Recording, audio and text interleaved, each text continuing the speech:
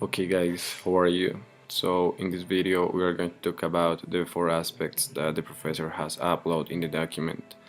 I'm going to talk about multiculturalism. Basically it can be defined as cultural diversity or the evolution of it, where people from different ethnicities coexist. It can also refer to an integrative policy adopted by a multicultural nation. Now the advantage that I found here was education, where kids are educated about equality and thus develop an attitude against racism in a professional way, because employees coming from various cultures can contribute with a wide range of perspective on an assignment. And the last one is the skilled migrant labor, because multi-ethnic countries are home to majority of immigrants, a significant population of it being highly educated skilled workforce. Now, the disadvantage that I found here were fear or influence, because may inculcate a fear among individuals or minority groups that they would lose their original ethnic identities or lifestyles. And the last disadvantage that I found here was risk of social conflict, because in those countries that have adopted multiculturalism as an integrative policy, it has been noticed that conflicts arose mainly during financial crisis and due to lack of social programs. Hello, everybody. Well, we are going to talk about first about cross cultural. So I read first the document that the teacher put on e-aulas. However, I don't understand very well, so I try to find another meanings because the first meaning that the teacher give us is like cross cultural, that is share something in one direction, but I want to emphasize more in that.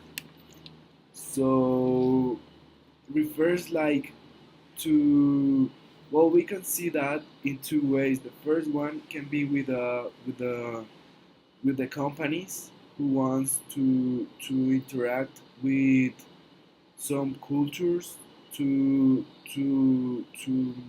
reach another groups. Uh, Besides, um, they have a close meaning with the globalization because they say that could be like the principal reason to create that. Uh,